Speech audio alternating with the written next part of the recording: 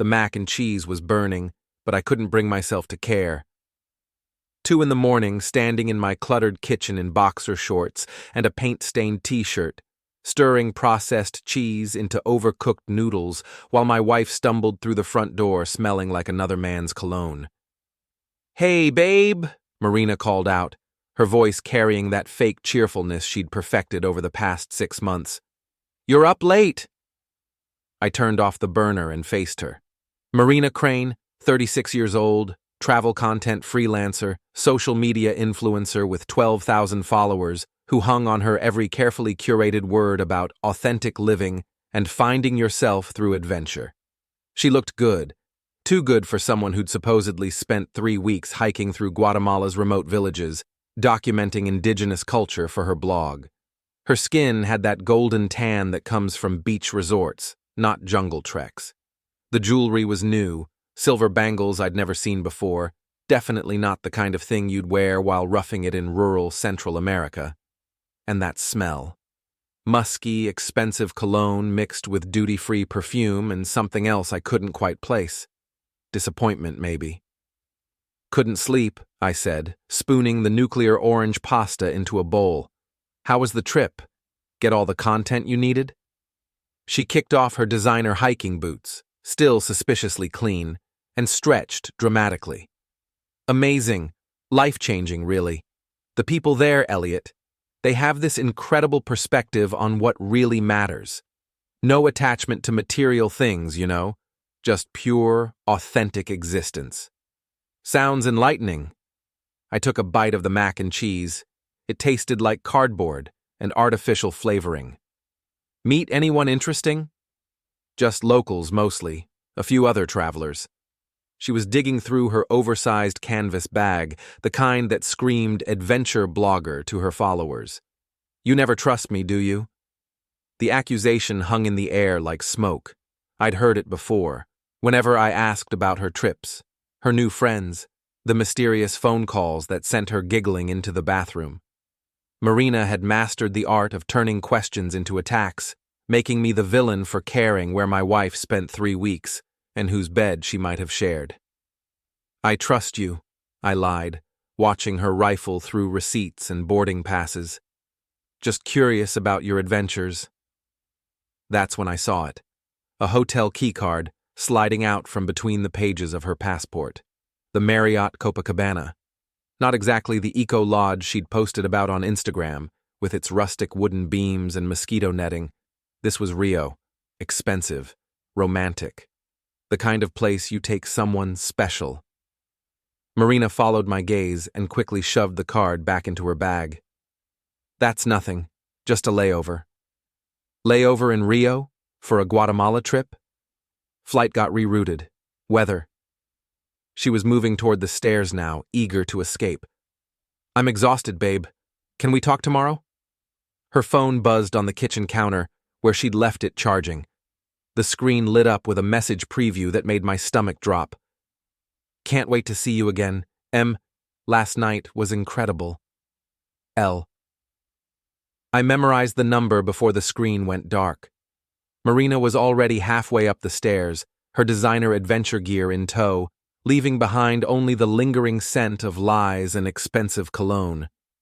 I finished my mac and cheese, standing at the kitchen sink, staring out at our quiet suburban street.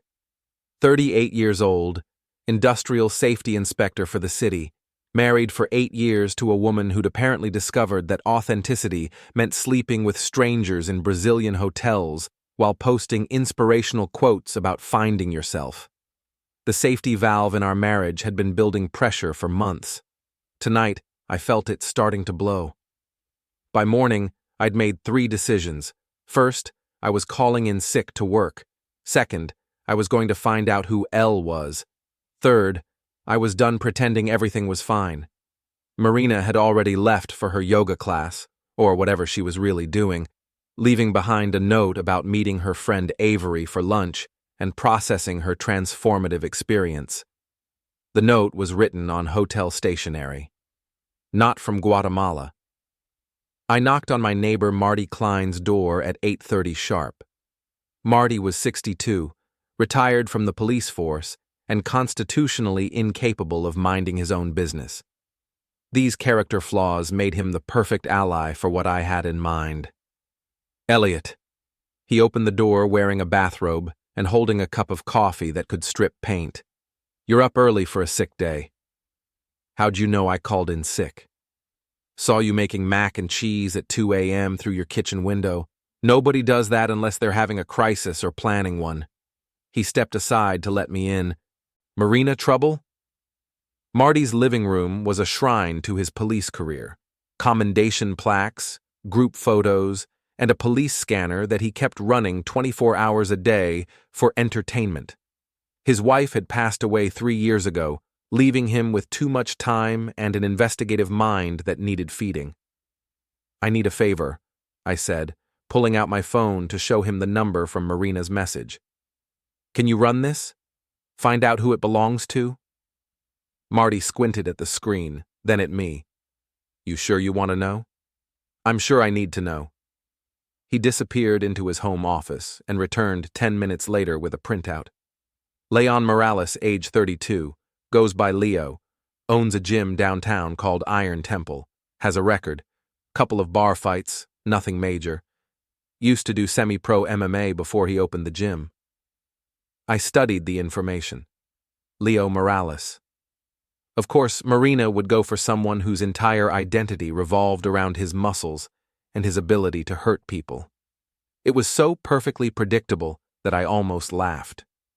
There's more, Marty said, settling into his recliner with obvious satisfaction. I called my buddy Pete, who works security downtown. This Leo character's been bragging at bars about his new influencer girlfriend, who takes him on exotic trips, been showing off pictures. The mac and cheese from last night turned to acid in my stomach. Pictures of what? Pete didn't get specifics, but apparently your wife's been documenting more than just indigenous culture. I thanked Marty and walked home in a daze. 8 years of marriage, and it had come to this. Getting intelligence reports from a bored retiree about my wife's vacation private life. The humiliation was almost worse than the betrayal. Almost. By noon, I was sitting at Polly's Tap, a blue-collar bar 6 blocks from the steel mill where half the neighborhood worked their shifts. Paul Drummond had owned the place for 15 years, ever since he'd saved enough from his welding job to buy it from the previous owner. He was the kind of bartender who remembered everyone's drink and nobody's secrets, which made him perfect for gathering information.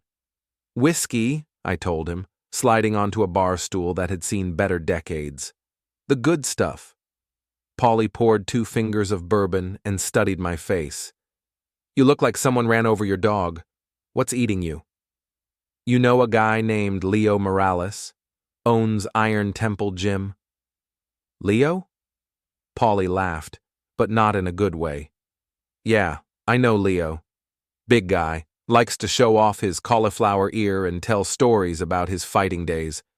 Comes in here sometimes with whatever married woman he's currently seducing.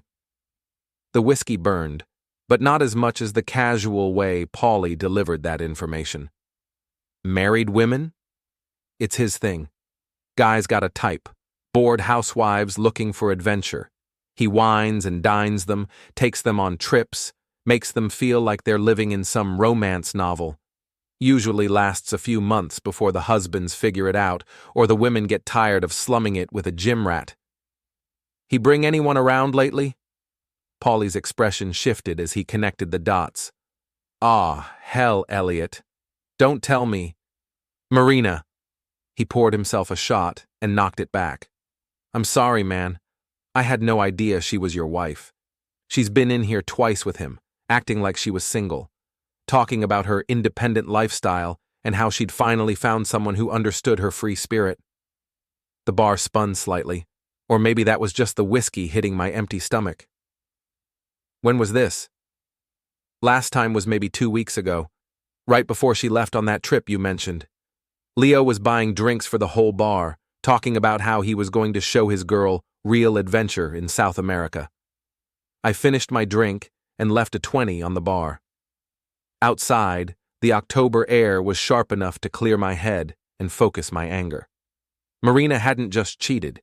She'd paraded her affair around our neighborhood, letting strangers know that Elliot Crane's wife preferred the company of a washed-up fighter who collected married women like trophies.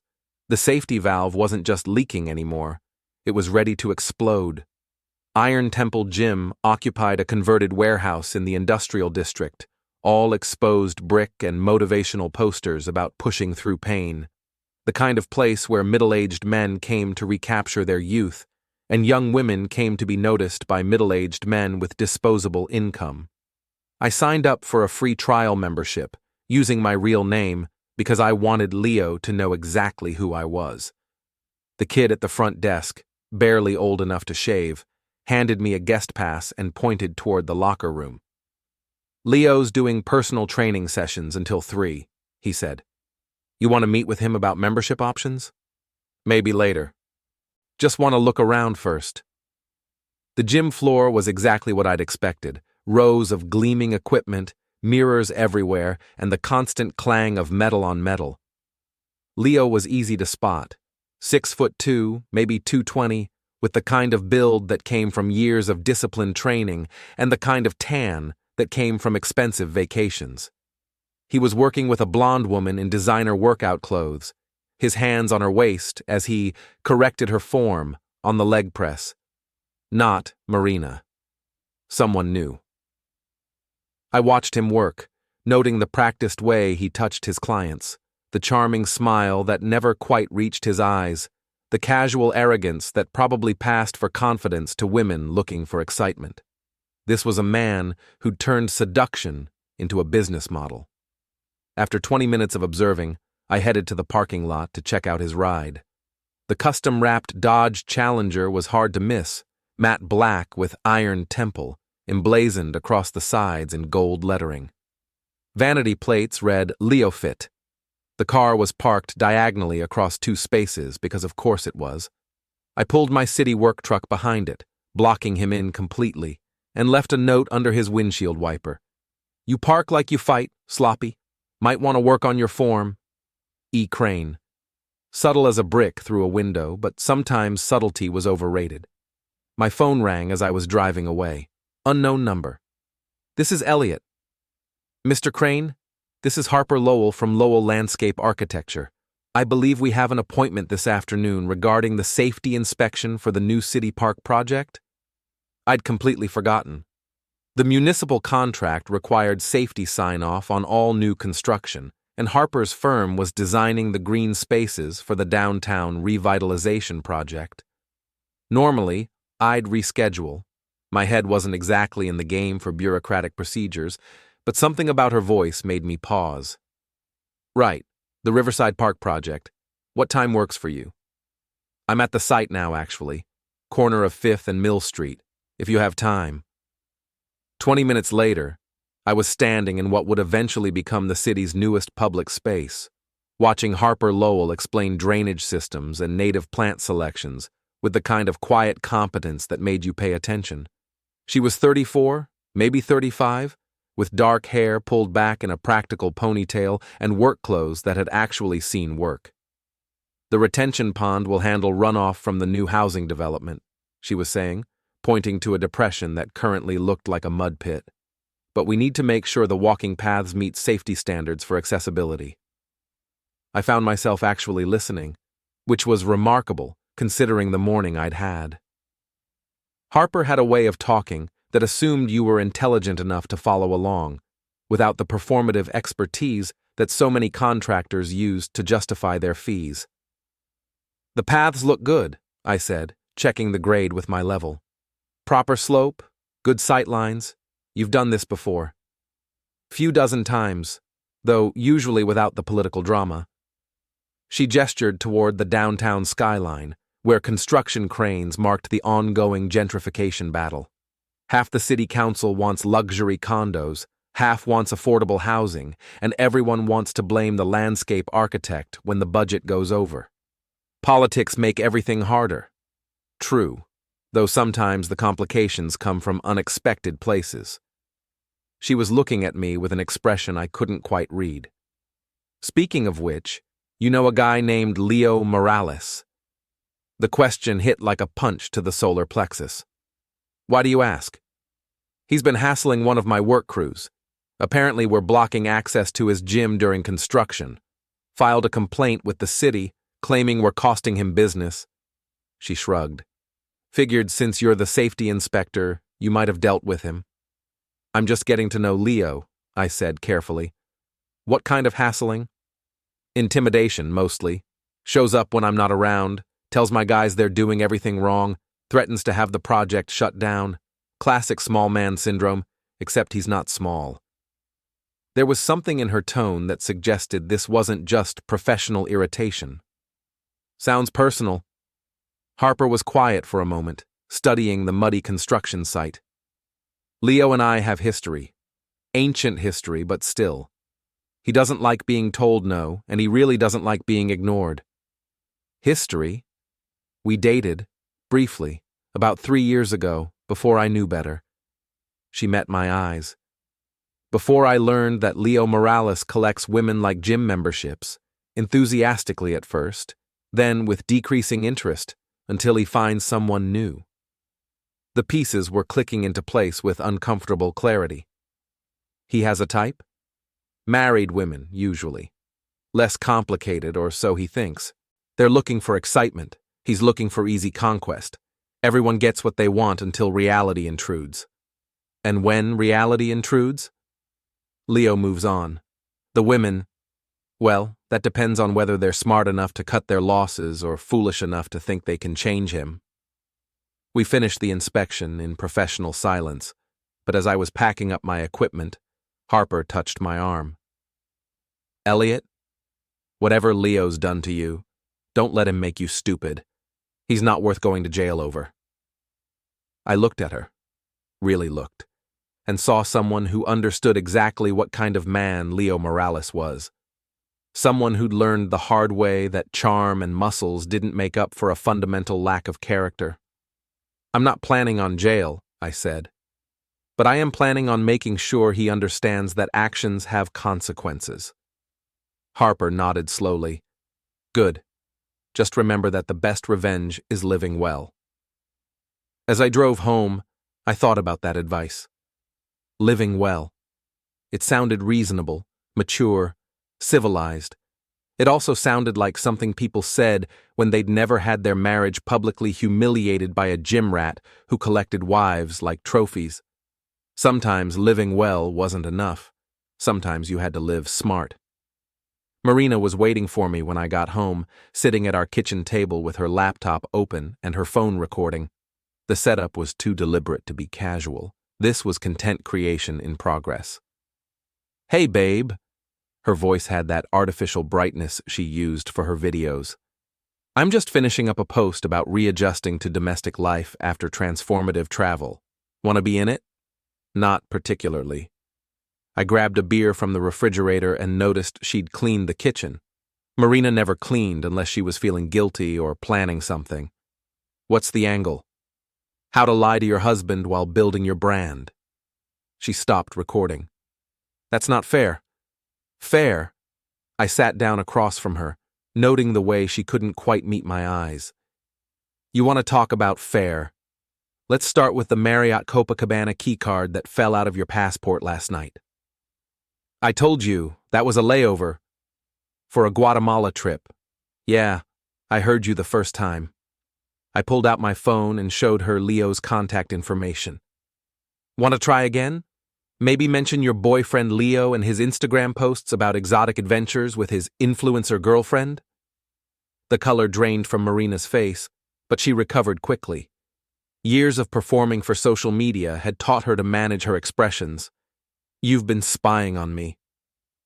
I've been paying attention. There's a difference. She closed her laptop and leaned back in her chair, switching from guilty wife to wounded victim with practiced ease. This is exactly why I needed space, Elliot. You're controlling and paranoid and you don't trust me to have my own life. Your own life? Is that what we're calling it? I'm building a brand, creating content that matters, inspiring people to live authentically instead of settling for suburban mediocrity. Her voice was rising, taking on the passionate tone she used for her motivational posts. Leo understands that. He supports my vision instead of trying to diminish it. Leo understands that you're married? Our marriage has been over for years. We're just going through the motions. The words hit harder than I'd expected.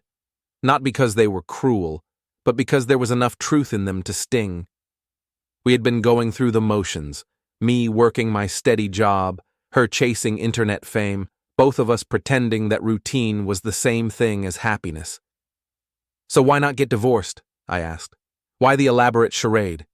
Because divorce is messy and expensive, and I'm not ready for that kind of disruption. She was being honest now, probably for the first time in months. I needed to explore my options. Your options. Leo's been good to me. He's shown me things, taken me places, made me feel alive again. But he's not... She paused, searching for the right words. He's not husband material, not long-term. I stared at my wife, really looked at her, and saw a stranger. Someone who'd calculated the emotional and financial costs of our marriage against the excitement of an affair, and decided that having both was the optimal solution. So I'm the safety net, I said. The boring husband you come home to when the adventure gets old. You're being dramatic. Am I? Because from where I'm sitting, it looks like you've been auditioning replacements while keeping me as backup in case none of them work out. Marina's phone buzzed. Another message from Leo, probably.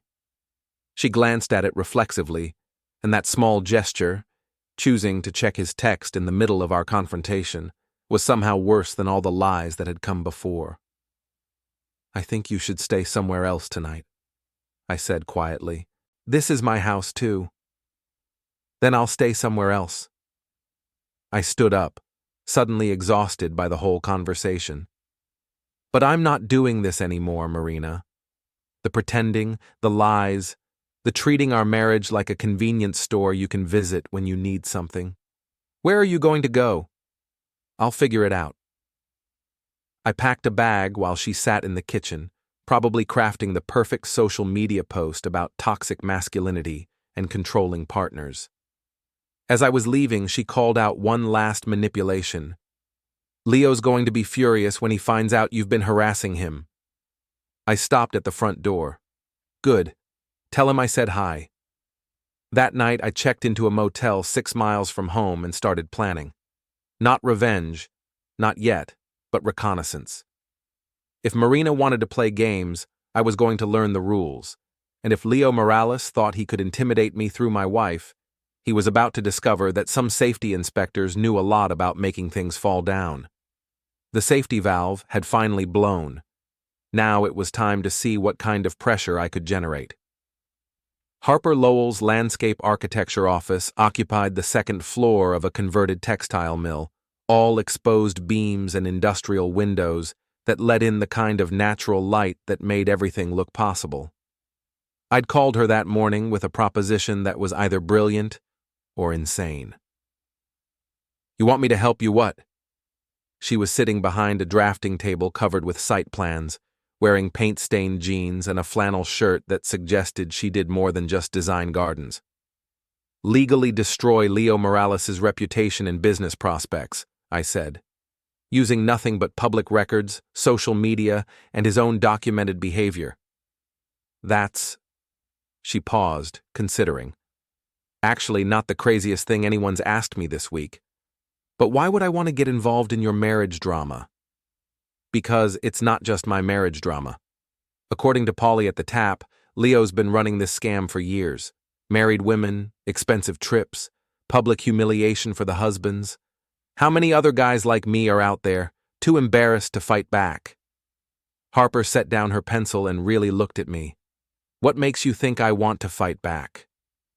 Because you warned me about him yesterday, because he's been harassing your work crew, and because when you mentioned your ancient history with Leo, you had the same expression I probably have right now.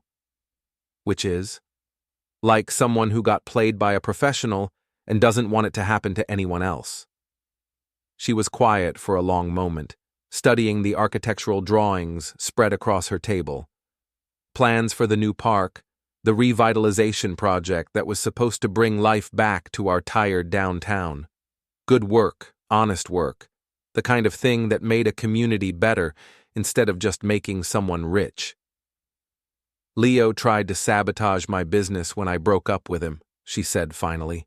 Called my clients, told them I was unstable, filed complaints with the city, claiming my designs weren't up to code. Took me 6 months to undo the damage. Did you report him? For what? Being a vindictive ex-boyfriend? There's no law against that. She pulled out a folder thick with papers. But I did document everything.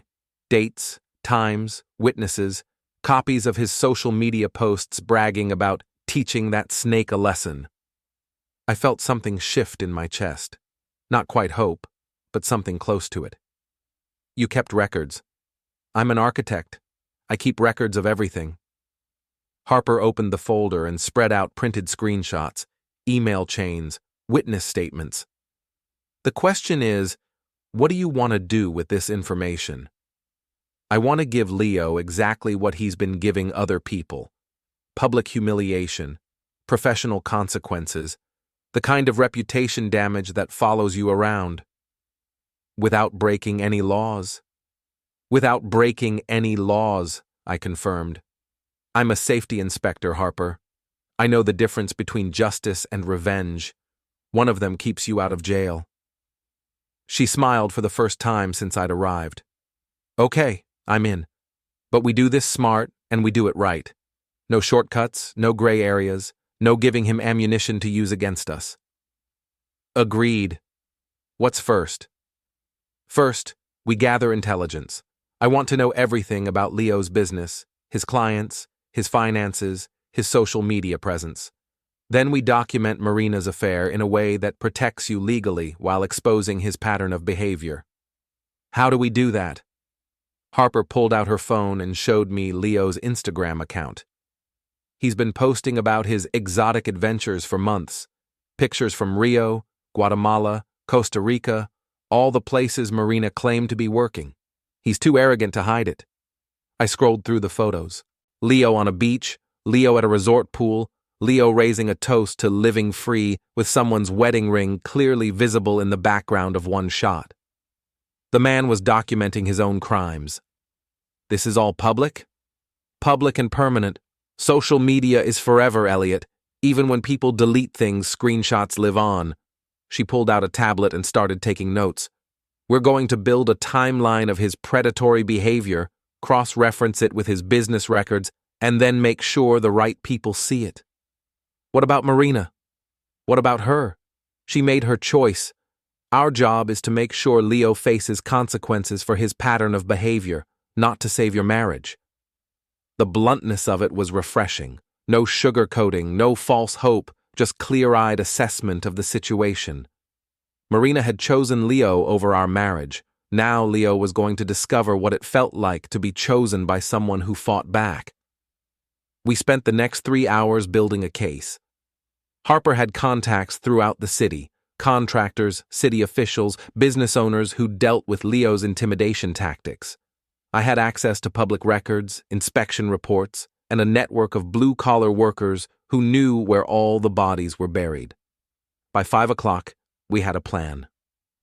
Phase 1, Harper said, reviewing our notes. We document everything and make sure it's legally bulletproof. Phase 2, we start sharing information with the right people, his gym's landlord, his business license board, potential clients who might want to know what kind of man they're dealing with. And Phase 3? Phase 3, we let Leo's own behavior destroy him. We don't have to attack him, Elliot. We just have to make sure people know who he really is. As I was leaving her office, Harper grabbed my arm. Are you sure about this? Once we start, there's no going back. Leo's going to know it was you, and he's not going to take it quietly. I thought about Marina sitting in our kitchen, checking her phone for messages from her boyfriend while lying to my face about layovers and authentic living. I thought about Leo bragging to strangers about his conquests, turning other people's marriages into entertainment. I'm sure, I said. The safety valve's already blown, Harper. Now it's time to see what kind of damage the pressure can do. She nodded. Then let's get to work. 3 days later, Leo's carefully constructed world started developing cracks. It began with his gym's business license. As a city safety inspector, I had legitimate reasons to review commercial fitness facilities, especially ones that had received noise complaints from neighboring businesses. Iron Temple's paperwork was mostly in order, but there were enough minor violations, emergency exit signage, equipment spacing, locker room ventilation, to require a formal inspection and potential fines. Nothing serious. Nothing that would shut him down. Just enough bureaucratic hassle to make his life complicated for a few weeks. The real damage came from Harper's network. She'd spent years working with contractors, city planners, and business owners throughout the downtown area. When word started spreading about Leo's pattern of targeting married women and intimidating anyone who crossed him, people began to pay attention. His landlord received an anonymous tip about unauthorized modifications to the gym space. His insurance company got a call questioning whether they knew about his habit of using the facility for personal training sessions that weren't covered under his commercial policy. The Better Business Bureau received a formal complaint about his business practices, complete with documentation. All perfectly legal, all based on factual information, all designed to make Leo's life significantly more expensive and complicated. But the real masterstroke came from Leo himself. On Thursday evening, I was having dinner at Polly's Tap when Leo walked in, looking like a man who'd been having a very bad week. His usual swagger was gone, replaced by the kind of aggressive paranoia that came from feeling cornered. He spotted me immediately and headed straight for my table. "You think you're clever?" he said, loud enough for the entire bar to hear. "Filing complaints, spreading rumors, trying to destroy my business?" I looked up from my burger with the kind of mild surprise that probably fooled nobody. "I'm sorry. Do we know each other?" "Don't play games with me, Crane. I know it was you. I honestly have no idea what you're talking about." I gestured to the empty chair across from me. "Want to sit down and explain? You're making a scene." That was exactly the wrong thing to say to a man whose entire identity was built on intimidation. Leo's face flushed red, and his voice got louder. "You want to know what I'm talking about? I'm talking about your pathetic attempt to get back at me for showing your wife what a real man looks like." The bar went quiet. Even the jukebox seemed to pause. I set down my burger and looked around the room. Paulie was behind the bar, his hand hovering near the baseball bat he kept for special occasions. The other patrons, mostly working guys from the neighborhood, were watching with the kind of interest that came from witnessing someone make a spectacular mistake.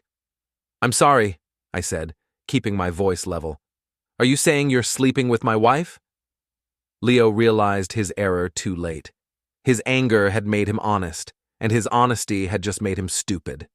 "I'm saying Marina deserves better than some pencil-pushing nobody who can't satisfy her." The insult was designed to provoke me into a fight. In the old days, before I'd learned to think strategically, it probably would have worked. But Harper had been right. The best revenge was living well, and living well sometimes meant letting your enemies destroy themselves. "Marina's an adult," I said calmly. "She can make her own choices about who she spends time with. I just hope she's being careful." "Careful about what?"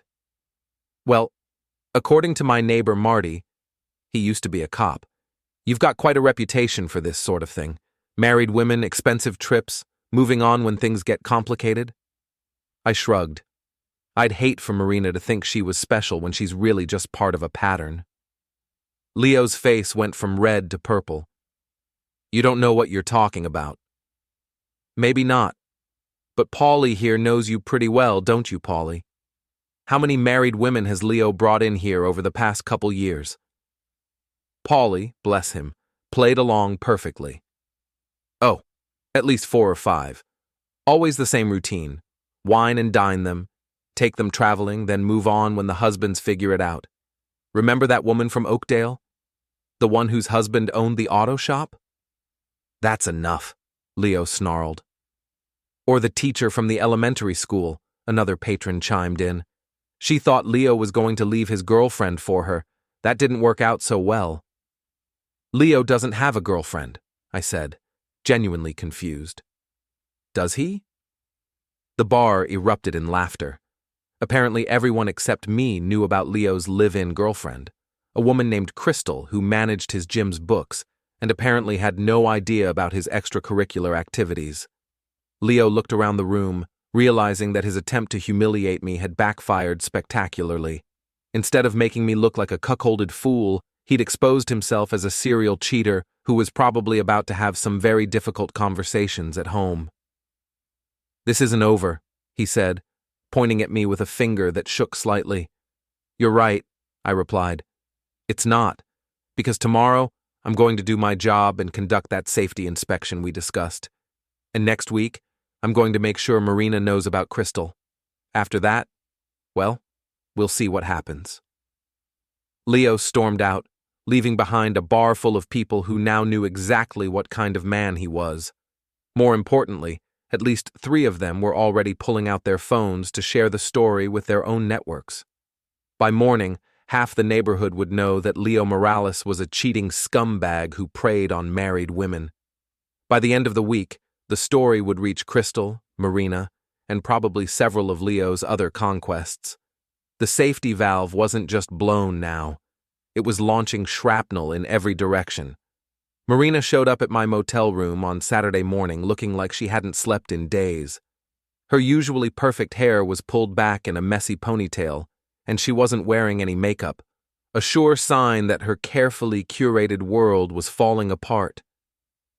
"We need to talk," she said when I opened the door. "Do we?"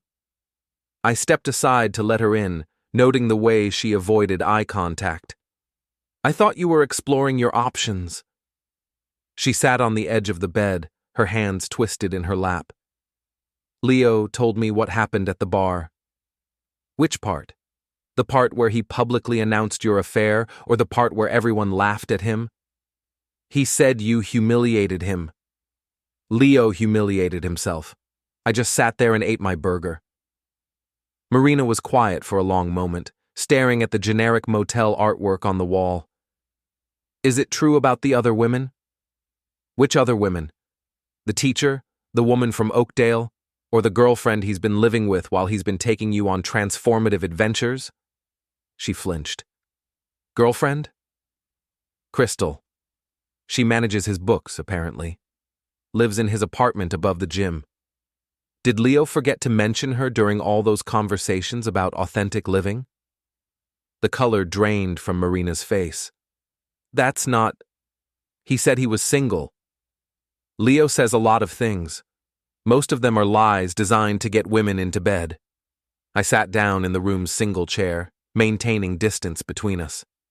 "Did you really think you were special, Marina? That you were the first married woman he'd seduced with promises of adventure and understanding? You don't understand. What Leo and I have is exactly what he had with the teacher and the woman from Oakdale and probably a dozen others. You're not having a great love affair, Marina. You're just the latest mark in a well-practiced con." She started crying then, not the pretty, delicate tears she used for her social media posts, but the ugly, desperate sobs of someone whose fantasy had just collapsed into reality. I thought he cared about me. Maybe he did in his way, but Leo cares about Leo more than anyone else. Always has, always will. What am I supposed to do now?" It was a fair question, and for a moment, I felt something like sympathy for her. Marina had been selfish and dishonest and cruel, but she'd also been played by a professional. Leo had identified her vulnerabilities, her need for attention, her fear of getting older, her dissatisfaction with ordinary life, and exploited them expertly. "You're supposed to figure out what you actually want," I said. "Not what Leo wants, not what your followers want, not what looks good on Instagram, what you want." "I want to come home." "To what?" "We don't have a home anymore, Marina. We have a house where 2 strangers used to pretend to be married. We could try again, go to counseling, work things out." "No." The word came out harder than I'd intended. "We couldn't, because this wasn't a mistake or a misunderstanding or a rough patch. This was a choice. You chose Leo over me, adventure over stability, lies over truth. You don't get to undo that because your boyfriend turned out to be a fraud. She looked up at me with red-rimmed eyes. So that's it? 8 years of marriage, and you're just going to throw it away? I'm not throwing anything away. You already did that. I stood up, suddenly tired of the conversation. I'm just acknowledging reality. What about forgiveness? What about second chances? What about consequences? What about the fact that you spent 6 months lying to my face while sleeping with another man? What about the fact that you only want to work things out now that your adventure has gone sour? Marina didn't have an answer for that. After a few minutes, she gathered herself together and headed for the door. Leo's not going to like this, she said. He's already angry about the business license thing and the inspection. If he finds out you're the reason I'm breaking up with him, let me worry about Leo. I'm serious, Elliot. He has a temper, and he doesn't handle rejection well. Good thing I'm not rejecting him. I'm just making sure he faces the consequences of his actions. After she left, I called Harper. It's done, I said. Marina knows about Crystal, and she's ending things with Leo. How'd she take it? About as well as you'd expect. Lots of tears, some threats, a half-hearted attempt to reconcile. And you? I thought about that. How did I feel? Relieved, mostly. Tired. Ready to move on with my life instead of trying to salvage something that had been broken long before Leo Morales came along. I feel like I just got out of prison, I said. What's next? Next, we wait for Leo to make his next move. He's lost his girlfriend. His reputation is in shambles. His business is under scrutiny. And now he's probably going to lose Marina too. Men like Leo don't handle that kind of rejection gracefully. You think he'll try something stupid? I think Leo's entire identity is built on being the alpha male who takes what he wants. When that stops working, when people start laughing at him instead of fearing him, he's going to lash out. Good, I said. I'm ready for him. And I was. The safety valve had blown. The pressure had been released, and now it was time to see what kind of man I really was when I stopped trying to hold everything together. Leo made his move on Tuesday evening, just as Harper had predicted. I was working late in my temporary office, a coffee shop downtown that stayed open until midnight, when my phone rang. Elliot, it's Crystal. The voice was shaky, scared. Leo's girlfriend, ex-girlfriend, I guess. What can I do for you? He's lost his mind, completely lost it. He came home tonight ranting about you and Marina and how everyone's conspiring against him. Then he started throwing things, breaking stuff, screaming about how he was going to make you pay. Where is he now? I don't know. He left about an hour ago. But before he did, he was looking up your address online, talking about teaching you a lesson. She paused. I think he's planning to do something to your house. I thanked Crystal and immediately called the police, then Harper, then Marty. Within 20 minutes, I had a small army of allies positioned around my neighborhood, all of them armed with cameras and cell phones. Leo didn't disappoint. At 11:30, his custom Challenger pulled up in front of my house. He sat there for a few minutes, probably working up his courage, then got out carrying a baseball bat and a can of spray paint. What he didn't know was that Marty was recording from his living room window, Harper was parked across the street with her phone ready, and I was watching from Paulie's truck 2 houses down. The police were on their way, but we wanted to make sure Leo incriminated himself thoroughly before they arrived. Leo started with the mailbox, smashing it with the bat while screaming about teaching lessons and showing respect. Then he moved on to my front windows, spray painting loser and coward across the glass in shaky red letters. The performance was pathetic, really. A 32-year-old man having a public tantrum because his latest conquest had dumped him, and his reputation was in ruins. But it was also exactly what we needed: clear, documented evidence of Leo threatening and vandalizing property. When the police arrived, Leo was in the middle of trying to break down my front door with the baseball bat. The officers had to tackle him to get him under control, and even then, he kept screaming about how I'd stolen his woman and destroyed his life. The arrest was swift and thorough. Vandalism, destruction of property, disturbing the peace, and making terroristic threats. Not enough to put him away for years, but enough to ensure that his mugshot would be in the local paper and his business would suffer even more damage. As the police car drove away with Leo in the back seat, Harper walked over to where I was standing. "How do you feel?" she asked. "Like justice," I said. "Not revenge. Justice." "What's the difference?" "Revenge is about making someone suffer. Justice is about making sure actions have consequences." I looked at my vandalized house, at the broken mailbox and spray-painted windows. Leo chose to target married women, to intimidate people, to build his life on other people's misery. Now he gets to live with the results of those choices. And Marina? Marina gets to figure out who she is when she's not performing for an audience. Maybe she'll learn something. Maybe she won't. Either way, it's not my problem anymore. Harper smiled. "So what now? You going to stay in that motel forever?" "Actually, I was thinking about getting a new place. Something smaller, easier to maintain. Maybe closer to downtown." I paused. "You know any good landscape architects who might want to help design a garden?" "I might know someone, but she's expensive." "I'm willing to pay for quality work." We stood there for a while, watching the police finish their paperwork and the neighbors slowly return to their houses. The drama was over, the pressure finally released, the safety valve no longer needed. A year later, Marina sent me a text. "I had my freedom. I'm ready to be your wife again." I didn't answer. She came to my door anyway, probably expecting to find me alone and vulnerable, ready to take her back after she'd finished finding herself at my expense.